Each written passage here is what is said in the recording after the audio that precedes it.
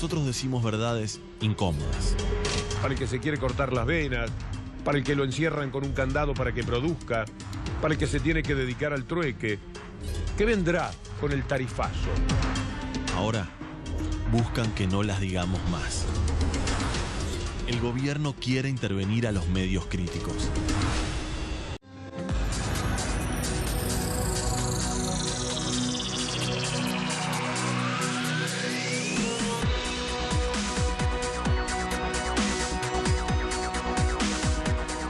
Muy buenas tardes. ¿Por qué el pueblo argentino marcha este viernes contra el Fondo Monetario Internacional? ¿Por qué las calles de Buenos Aires serán otra vez ríos multicolores hacia el lago inmenso de la Plaza de Mayo contra el Fondo Monetario Internacional? Todos tenemos razones para ir al obelisco este 24 de mayo. Voy a empezar por los metrodelegados, tan insultados por los medios oficialistas, acusados de delincuentes, trabajadores que están luchando por sus derechos y que están tratando de evitar que los estafen en los salarios, como le ha ocurrido a buena parte de los trabajadores de la Argentina. Los acusaron de un paro ilegal, los acusaron de dejar a la gente de a pie, pusieron a mucha gente en ese individualismo que se está buscando permanentemente de la sociedad contra los metrodelegados. Y entonces vale la pena aclararles a ustedes algunos puntos de vista que van a entender, que son sencillos. Este es el puente que queremos establecer con ustedes cada tarde, que se entienda cuál es la mentira, cuál es la injusticia y cuál es la verdad, finalmente. Estas son las razones por las cuales los metrodelegados no infringieron la ley, ni son delincuentes, sino trabajadores a los cuales corresponde entregarles el respeto por cada una de las personas que fueron víctimas, sí, ayer, de quedarse de a pie, pero que seguramente en todos los casos tienen motivos para protestar y que en una enorme mayoría estarán yendo hacia la Plaza de Mayo este 24. Estos son los desmanes de la policía, que sí actuó sin orden judicial, que sí fue ilegal, pero no lo que hicieron los metrodelegados. Se lo vamos a explicar parte por parte, porque es mucho lo que en estas horas le han mentido a la gente sobre la Corte Suprema, sobre las leyes, sobre los derechos a discutir paritarias. Vaya prestando atención. Hay un fallo de la Corte que es muy mencionado y que claramente marca el derecho de los metrodelegados. El fallo de la Corte Suprema, conocido como Orellana 2016, avaló la convocatoria a huelga por parte de gremios inscriptos, como los metrodelegados. Vaya teniendo esto en cuenta, y más todavía. El último fallo de la Corte, de marzo pasado, no reconoció su personería gremial, pero los dejó como sindicato con inscripción simple y ordenó que se vuelva a realizar el trámite ante el Ministerio de Trabajo. Esta es una verdad. Y esta que viene también es una verdad que juega a favor de los metrodelegados. El último fallo de la Corte implica que se convoque a una compulsa para saber quién tiene más afiliados en el subte y la UTA se niega.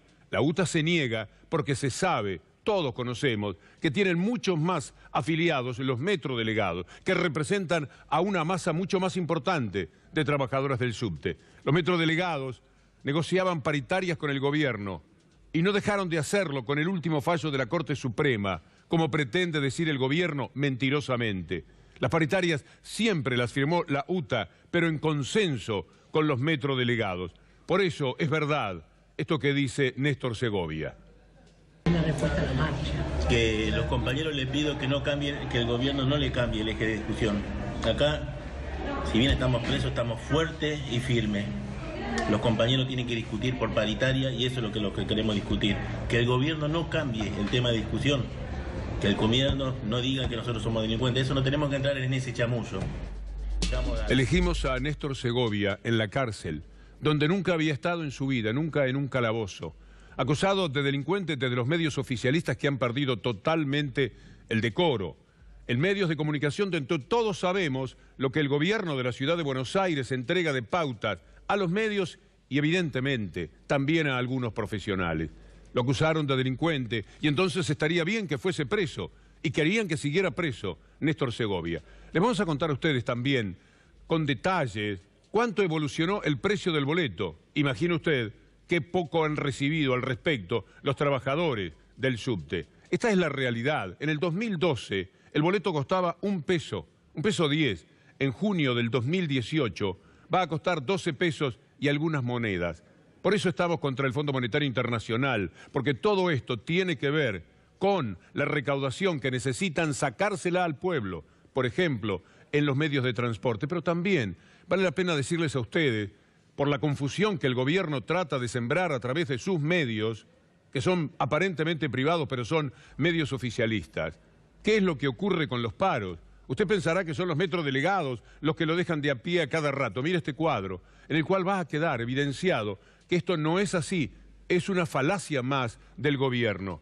Lo que está en azul, el 38 y el 29% en el premetro y el metro, es material rodante. Esa fue la razón fundamental. Y 28% causas de fuerza mayor. Solamente el 7 y el 9% de las veces que usted se quedó sin el subterráneo tuvo que ver con paros o con acciones desplegadas por los metros delegados. Esta es una verdad que por otra parte se da de punta con las mentiras que históricamente dijo Macri. Ahora miente muchísimo más, pero ya cuando empezó perfectamente podíamos perfilar la personalidad del actual presidente, cuando era jefe de gobierno de Buenos Aires o cuando pretendía serlo. Cuando decía en el 2007 esto que seguramente usted va a recordar de inmediato. Pero la gente viaja cada día peor. O sea, no sé dónde están las obras que ustedes dicen porque el transporte está cada vez peor. Teníamos un plan que aprobamos en el 99 y 2001 de todos los subtes que había que hacer y construimos subtes a 1,6 kilómetros por año. Cuando ustedes mismos dicen que Madrid construye a 15, Santiago de Chile a 14. Porque no se ¿Qué utilizó, somos nosotros? No importa, porque no se utilizó Idiota, el sistema lo podemos de tunelera. construir a 15 kilómetros por año. ¿Qué somos nosotros? No importa, porque no se utilizó Idiota, el lo sistema de podemos construir tunelera. a 15 kilómetros por año. Entendés bien. Nosotros tenemos que construir por lo menos lo que hicieron los chilenos, 44 kilómetros en 3 años. En los debates lo que tiene Macri es cara para mentir mucho. Se recuerda aquel debate con Scioli, pero este, que está un poco más en el fondo de la historia, también revela ese perfil de búsqueda constante de la falacia de Mauricio Macri. En el 2008 insistía con esas promesas, Los 10 kilómetros de subte por año, ¿cuándo van a empezar a construirse? Bueno, digamos, ya pasaron 3 meses. 27 kilómetros de subte nuevos queremos hacer. ¿En cuánto tiempo? De acá al 2011. 10. Y en el 2010, Matías Martín, nuestro colega, le hacía notar todo lo que se había mentido al respecto. Y ahí Macri ya estaba un poco más incómodo porque habían pasado 3 años y no había cumplido con nada. En realidad, pasaron muchos años más sin que cumpliese una sola de sus promesas. Solamente hago lo que prometo. Esta es una obra que 11 kilómetros de subte. 10 kilómetros por año. ¿Qué pasó? Eso hay que tener financiamiento internacional. Y si el gobierno nacional decide que la ciudad no puede acceder... No es echarle la culpa a los demás. No, es la verdad, Matías. ¿Querés que te diga, te mienta? ¿Para qué prometes algo que no depende de vos? Porque el gobierno nacional prometo también... un amigo se va a curtir a Cameron Díaz porque ya parece que ya no quiso. Una calecita de mentiras. En cada vuelta, una mentira más. Siempre fue así. ¿Cuál es la realidad? ¿Cuánto han construido de subterráneo al cabo de más de 10 años de gobierno en la ciudad de Buenos Aires?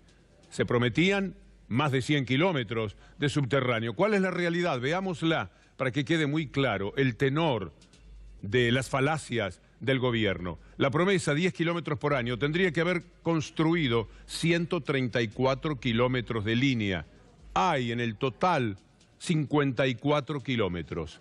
Por eso los metrodelegados y los que le creen a ellos y los que se saben víctimas del gobierno, no de los trabajadores que piden que no los estafen como una paritaria al 15%, si todos estamos viendo cómo va la inflación, si todos estamos conociendo cuáles son las tarifas y también estamos yendo al supermercado para saber cómo se incrementan los precios, como el 15%. ¿Por qué un delegado que está representando a sus trabajadores tendría que aceptar lo que es un robo del bolsillo de esos trabajadores a los que se supone que tiene que defender? Y ellos lo hacen bien.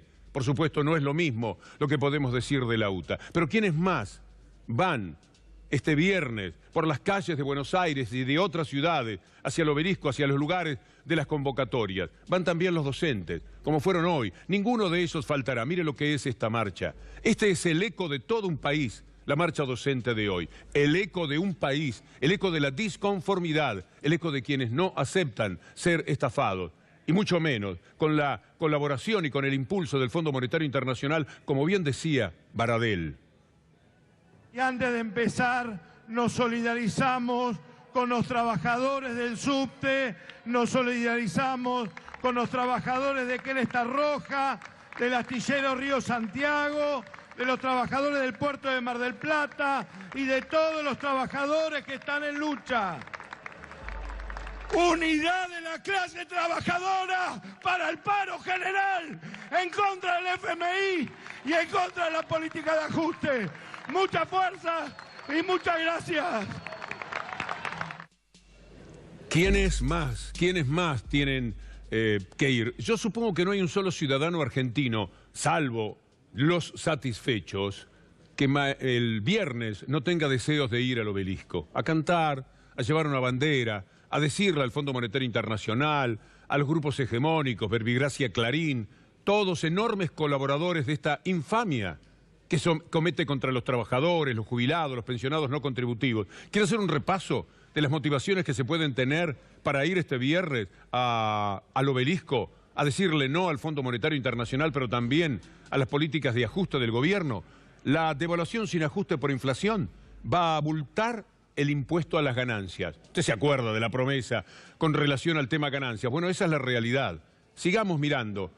Van a ir también los trabajadores que tienen que ver con los que les ha bajado la calidad de vida. Vea cómo ha descendido. Usted va a ver un número, pero yo le quiero decir que ese número, en realidad, es más amplio. Para el 66% de la familia, su bienestar económico empeoró. Pero piénselo de esta manera. 66% de las familias en una situación de clase media. Aquí faltan los que sí están muy bien, aquellos de los que no decayó el nivel de vida. Quiere decir que ese 66% nos habla de más del 90% de la población vulnerable que ha bajado en su calidad de vida, que no tienen ni los mismos derechos, ni las mismas posibilidades, ni el mismo salario, ni la misma jubilación, ni la pensión no contributiva, y que en todos los órdenes está afectado por la crueldad de un gobierno neoliberal. ¿Quiere ver más? Más gente que va a ir al Obelisco. Van a ir los empresarios de las pymes, porque no tienen cómo pagar los sueldos. Los pymes están peligrando el pago por la desaparición del crédito. ¿Cómo van a tomar crédito al 40%? ¿Cómo puede ser que puedan tomar el dinero para pagarle a los empleados al 40%? ¿Y después qué? El cierre. 9.000 empresas ya cerradas, pero además, ¿cuántas están en estos momentos en la cuerda floja? Hay que hablar de cientos de miles de empresas pymes que se están preguntando qué trolley hay que tomar para seguir. Y no lo hay, por cierto. Vamos a hablar de los precios también, porque la gente que sufre, la que tiene que pagar tarifas o va al supermercado, sabe perfectamente cuál es la situación. Por la suba del dólar, ya llegaron listas a los supermercados con aumentos de hasta el 15%.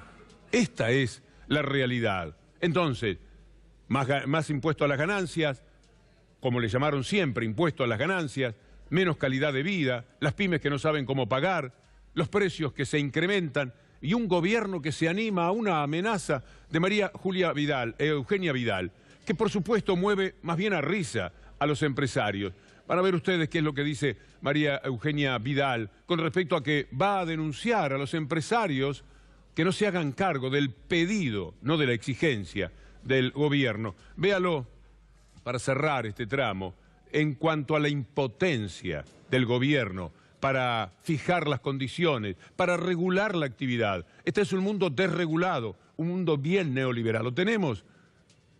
Y vamos con María Eugenia Vidal y lo que ha manifestado. Hay productos que están aumentando que no tienen componente importado. Entonces, yo pedí un estudio. Claro, cuando la gente empieza a decir, pero ya empiezan a subir los precios, ¿no? Con este cambio del valor del dólar. Bueno, yo quiero decir que yo pedí un estudio, todavía no lo tengo, pero cuando lo tenga lo voy a decir y lo voy a mostrar públicamente, para mostrar quiénes son los empresarios que están aumentando los precios que no tienen componente importado en sus productos, porque no tienen razón para aumentar. Digo, esta manera de salir de este problema lo hacemos entre todos. Como dicen los chicos, mirá cómo tiemblo. Los empresarios se reunieron con Macri hace 2 semanas, cuando Macri no sabía para dónde disparar, como si hubieran pegado el grito de fuego en un teatro, y corría hacia distintos lugares, por ejemplo, hacia el Fondo Monetario Internacional. Estaban sentados con él los empresarios y gente que estaba allí ya había remarcado un 15 o un 20% de los precios. Y esto se sabía mientras transcurría esa conversación. Mauricio Macri, además, tendrá que saber que la marcha de este viernes al Obelisco contra el Fondo Monetario Internacional tiene que ver con una palabra sagrada: pan. Escasea el pan. Y cuando hablamos del problema del pan, porque escasean los hogares, porque el precio es muy difícil para todo el trabajador vulnerable, Macri se va y se presenta en una panadería, siempre pensando en el marketing. ¿De verdad creerán que todo es marketing? ¿Que nadie se da cuenta de lo que ocurre verdaderamente en el país? Véanlo a Macri visitando una panadería, cuando mucha gente se está privando del pan, cuando se compra mucho menos pan en los últimos tiempos. Ahí lo tenemos a Macri.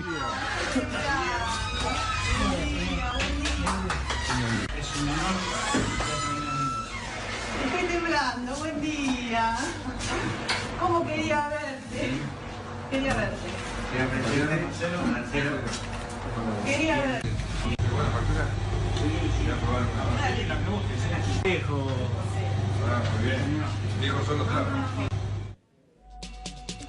Nada más que en la ciudad de Rosario han cerrado casi 80 panaderías. Cerrado, bajado la cortina. Y digo Rosario porque Gerardo Di Cosco, el presidente de la Asociación de Panaderos de Rosario, cuando vio estas imágenes, en una entrevista dijo: yo lo había visto ese video y tengo una sensación de tristeza, de angustia, de impotencia. Evidentemente no ven la realidad de lo que está ocurriendo y el sufrimiento que está pasando en la industria, por lo menos en la industria panadera y en general todos los ciudadanos de nuestro país, ¿no? Lo que pretendemos un país mejor, un modelo de país mejor. ¿Cuál es esa realidad, Gerardo Di Cosco? Muchos panaderos llorando, no sabiendo cómo todos los días abrir su negocio, porque no le alcanza el dinero para pagar la luz o en su caso el gas. Este terrible aumento que hubo en la harina, que ya no lo podemos trasladar más los precios porque la gente cada vez tiene menos dinero para venir a nuestras panaderías. ¿Qué es peor que todo esto de mayo? Junio y julio y agosto y todo lo que viene. Mire cuáles son los propósitos del gobierno, encarado por el ministro TN, el representante de Mañeto en el gobierno, Duhovne. Va a pedir recortar más gastos a los ministros, anticipado en exclusiva por Clarín. Claro, es fácil anticipar cuando son los que dictan las políticas. Eso es leído como un mensaje al Fondo Monetario Internacional en el arranque de la negociación. Más recortes a los ministros. Eso es lo que estamos haciendo, señores del Fondo Monetario Internacional, les va a decir Duhovne. Mire, mañana, a la 1 de la tarde, los científicos argentinos van al Congreso. No pueden más. Es tremendo lo que sucede con ellos, con su profesión, con los insumos, con los becarios. Van a estar a la 1 de la tarde allí en el Congreso. Hace 2 años, Adrián Paenza, que es un símbolo entre los científicos, hace 2 años, el 14 de mayo del 2016, decía esto, tan premonitorio y que ahora cada día está en parte de la realidad de los científicos y del país. La sociedad naturalmente ha tomado una decisión, eligió un modelo distinto, un modelo en donde se privilegian, no sé, las corporaciones, la ciencia puede pasar hasta transformarse en un bien de consumo, pero la ciencia no puede hacerse como si estuviéramos en una burbuja donde nada pasa. Fíjense lo que sucede ahora. Durante mucho tiempo discutíamos proyectos y ahora estamos discutiendo salarios nuevamente. Una época que parecía olvidada. Hay un montón de problemas con los insumos, porque los insumos para todos los laboratorios en general se pagan en dólares. Y entonces, si no hay una actualización inmediata, entonces ya no se pueden llevar adelante los proyectos. No hablemos de los becarios, que siguen cobrando 11.000 pesos. 11.000 pesos, lo mismo que cobraban en noviembre, lo siguen cobrando hoy a mitad de mayo. Y seguramente lo van a seguir cobrando en junio. Y no hay en este momento visiblemente alguien que esté muy preocupado. El ministro, que está estuvo hipercapacitado para el lugar, y yo lo celebré y lo celebro hasta el día de hoy, dijo que se quería quedar para hacer la garantía de que que lo que había sucedido antes va a continuar. Bueno, yo le quisiera decir que para que continúe, él no tiene que atajar ningún penal ni sentirse como que es el equilibrista del Cirque du Soleil. No, no es eso. Para quedarse, yo habitualmente no leo, pero luchar desde adentro significa denunciar lo que es inaceptable. No poner la firma como si se sintiera avergonzado de haber formado parte del gobierno anterior. Esa no es una manera de luchar desde adentro ni ser garantía de que lo que se estaba haciendo antes se hace ahora. No es así. No, por eso también decía, él tiene que ser el que se ponga al frente de los reclamos. Él es el que tiene que hacer algo como para que cuando el otro día Macri se reúne con los rectores, le diga, esta no es la forma, esto no era así. Y si él no lo puede modificar, entonces él tiene que denunciar que esto está pasando y no hacer de cuenta como que nada se modifica, nada pasa y viva todo y tiremos globitos amarillos y festejemos. No es así. La ciencia no es un PowerPoint. La ciencia también es, como dijo Eduardo Borkin el otro día, que es tomar riesgos para poder innovar. E innovar algunas veces no se consigue lo que uno pretende, pero está bien que así pase. El país banca. Es lo mismo que dijo Andrea Gamarnik el otro día con respecto al dengue. No podemos empezar hoy a tomar las medidas. Estas son medidas que se tienen que tomar en gerundio, se tienen que estar tomando todo el tiempo, no cuando estalla la crisis. ¿Usted entiende que se cumplieron 2 años de estas palabras tan proféticas de Adrián Paenza? Pasó todo lo que él temía. Y peor aún. Mañana, entonces, los científicos de la Argentina, que no se quieren ir otra vez del país, los 1000 que volvieron y los que estaban en el país, y todos los becarios que el gobierno no respeta, y todo lo que dentro del mundo de los científicos el gobierno ha intentado destruir con ese ministro, al que Adrián quería entregarle todavía una cuota de responsabilidad que por supuesto no pudo desarrollar para nada, porque traicionó todo aquello, porque se acopló a los designios de un gobierno neoliberal que está destruyendo a los científicos. ¿Cómo no van a ir los científicos este viernes al obelisco? ¿Cómo no van a llevar sus banderas por la ciencia? Y otro llevará la bandera de PAN, y otro llevará la bandera del subte, y otro llevará la bandera de los docentes, y otro llevará la bandera de los jubilados, y otro de los pensionados no contributivos, y de los jóvenes que no pueden estudiar. Es un país en ajuste, un país que ahora depende del Fondo Monetario Internacional, con el que ya el gobierno estaba cumpliendo. Por eso la gente va a ir. Pero también, y ojalá que así sea, porque no todo pasa solamente por el Fondo Monetario Internacional, son muchas las infamias. Recordemos que hay casi 30 presos políticos, de una justicia que se define muy pero muy fácil. ¿Quiere ver algunos tuits de la Corte Suprema de Justicia, donde uno supone que está el meollo, el núcleo, el caracú de lo que entendemos por la justicia? La Corte Suprema recibió a Marcos Peña y Germán Garabano. ¡Ah, qué bien! La cuestión política metiéndose clara y directamente en el mundo de la justicia. Estos son tuits del SIJ, o sea, son propiamente de la Corte Suprema de Justicia. Rápidamente vamos con los otros dos. A esto, por supuesto, la Corte trabajando también contra el gobierno anterior, porque siempre hay que alimentar eso para ver si consiguen defender a este gobierno de lo indefendible. Los sauces, la Corte no hizo lugar a un planteo de Cristina Kirchner. Información de la Corte Suprema de Justicia. Uno más, para que vean ustedes a qué se juega, de Lorenzetti para abajo, en lo que llamaban justicia en el país. La Corte rechazó un planteo de Héctor Timerman en la causa por el encubrimiento del atentado a la AMIA denunciado por el fiscal Nisman. No estamos eligiendo tuit de los últimos años, sino de las últimas horas. Este es el comportamiento que tiene la Corte Suprema de Justicia. Y ni hablar del Consejo de la Magistratura. Es el lugar al que uno ya no sabe cómo denominar, porque ciertamente cualquier palabra que elija parece desdorosa para la actividad con la que quiera comparar al Consejo de la Magistratura. Hay un juez que se llama Lavie Pico, que ha fallado todo a favor del gobierno y todo en contra de los que estaban antes en el gobierno. Y por entonces se ha hecho acreedor a la protección que no le da a nadie de la vereda de enfrente el Consejo de la Magistratura. Lavie Pico es denunciado por Carrió. Mire cómo son las cosas, hasta dónde se llega en este gobierno, además de todo contradictorio. El Consejo de la Magistratura defiende a Lavie Pico y no quiere que vaya a juicio por lo mismo que estaban empujando a Ballestero a la renuncia, a irse, a jubilarse. Y esto fue lo que sucedió. A Ballestero sí le querían investigar el patrimonio, a Lavie Pico no, porque Ballestero no había sido útil en la causa contra Cristóbal López y Fabián de Sousa. Había sido útil a la justicia, había sido útil a la verdad, por lo tanto no le servía ni al gobierno ni a Clarín, a todos los que impulsan esto. En cambio, Lavie Pico es un obediente de aquellos, un obediente total, un servil, y entonces lo protegen, no les da vergüenza nada. Y esa es la Corte Suprema, el Consejo de la Magistratura, ¿a dónde se puede ir a parar así? Y les recuerdo que mientras tanto hay muchas personas que están presas. A nosotros nos toca de cerca el tema Cristóbal López y Fabián de Sousa, porque ya está harto demostrado que es una injusticia, una barbaridad, una vergüenza que los tengan presos por la acción conjunta de Clarín y del gobierno. Esto es absolutamente intolerable. Como por ejemplo, Cecilia Roth, una actriz, respaldando a C5N, a nuestro trabajo, a los que estamos aquí, a los muchísimos trabajadores que siempre se están preguntando cómo sigue esto, cómo continúa esta película vergonzosa de la justicia en la República Argentina. C5N podría desaparecer. Es nuestro derecho a informarnos lo que está en juego. No lo permitamos. También por esto, marchamos, nosotros, los que podamos, los que no estemos de servicio, este viernes al Obelisco, contra el Fondo Monetario Internacional, pero también contra todas las iniquidades que hoy día se están cometiendo.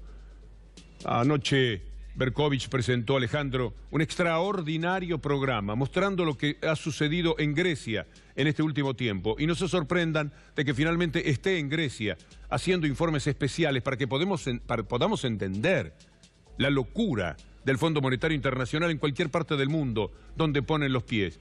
Mientras tanto, aquí, y hay que tenerlo en cuenta también en esta marcha, los medios dominantes, los medios diabólicos, tratan de decirnos que el fondo cambió, que el Fondo Monetario Internacional ahora es bueno. ¿Bueno para qué? Solamente para sufrir más. Muchas gracias.